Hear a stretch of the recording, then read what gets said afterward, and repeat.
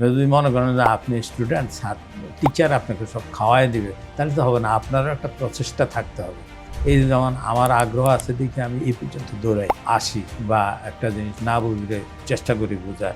আজ আমার নাম গোলাম ফারুক চৌধুরী, আমি ফরওয়ার্ড চিফ ইঞ্জিনিয়ার, বিদ্যুৎ উন্নয়ন বোর্ড। রিটায়ার করেছি 2009। ইয়াংরা তো শিখবে, ইয়াংদের এটা হলো লেসন 0 থেকে, প্রথম থেকে। ক্যারিয়ার আপডেট করতে হলে অনেক কিছু জানতে হয়। তো এখন মনে করেন আমি বরাবরই এরকম যে নিজে আগে করে তারপর একজনকে বলি যে এইবার করো, আমি দেখি। মানে কারণ আমরা তো সুপারভাইজিং ওয়ার্কই বেশি করছি।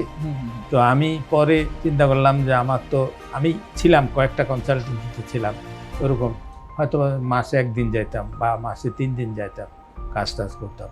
কিন্তু ইদানিং সেগুলি তো আমি দেখছি যে না, একটু স্কিল ডেভেলপ করলে কাজ করতে সুবিধা। তো তখন ইউরোপিয়ান আইটির সাথে আরও কয়েকটা আইটির সাথে আমি যোগাযোগ করছি। তো আমি একদিন আইসা কথাবার্তা বলে জুবাইর ভাইয়ের সাথে কথা বলে সেদিনই আমি ভর্তি হয়ে গেছি। 100% স্যাটিসফাইড। ইউরোপিয়ান আইটির ইয়েটা ভালো, জুবাইর ভাইয়ের জন্যই হোক, যার জন্যই হোক, লার্নিংটা, লেসনটা খুব ভালো। ইয়াংদের মতো অত স্মার্ট না আমি, কথাটা বলছেন।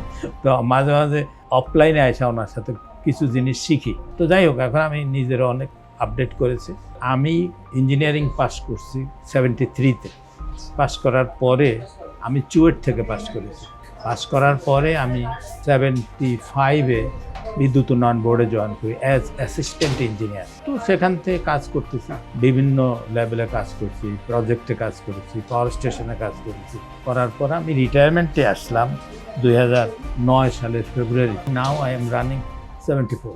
এখন ডেভেলপ করার আমার সুযোগ আছে, কারণ আমি এবিসিটা যখন জানি তখন আমি এটা নিয়ে ঘাটাঘাটি করতে পারবো আশা করি আর কি। ইউরোপিয়ান আইটি কি বলবো আমি, কারণ আমি তো কয়েক জায়গায় যোগাযোগ করছি, আমার একটা আইডিয়া হয়েছে।